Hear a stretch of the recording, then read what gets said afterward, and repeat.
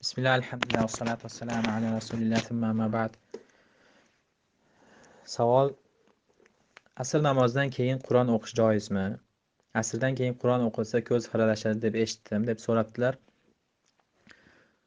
Alloh taolo mana bu Qur'oni Karimni insonlarga nur qilib yubordi va insonlarga shifo qilib va insonlarni bu Qur'onni o'qishlik bilan jannatga intilishga, ajr olishlik uchun, odamlarga hidoyat bo'lishi uchun yubordi.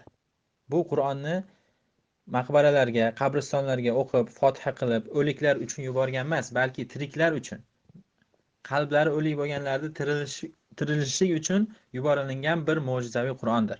Va bu narsani nafaqat o'qibgina, balki hayotga tatbiq qilishlik uchun, inson baxtli bo'lishligi uchun va jannatga intilib, jannatga kirishlik uchun mana shu Qur'onni o'qib, tilovat qilib, unga amal qilishlik uchun Alloh taolo mana bu Qur'onni bizga rahmat qilib yubordi.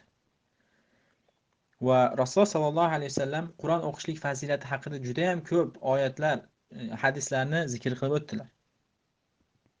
Men har bir Qur'onni har bir o'qigan harfiga 10 tadan 700 tagacha savob borligini va men alif lam mim bitta harf demayman, balki alif harf va mim harf, va lam harf va mim harf deb aytdilar. Ya'ni har bir Qur'onning o'qigan har bir harfiga 10 tadan 700 tagacha insonga nima ajr va mukofot yozilishi mumkin.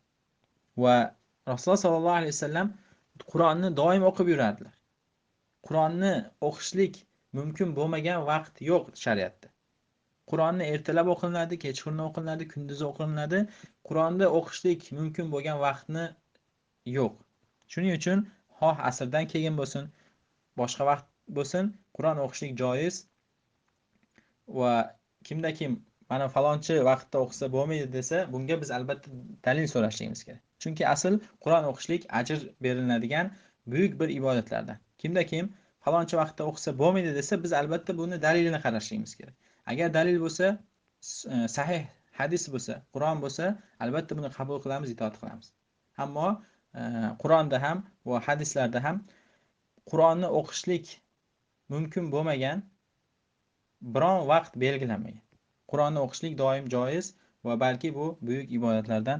Vallohu a'lam. Subhanakallohumma va bihamdika ashhadu an la ilaha illa anta astag'firuka va atubu ilayk.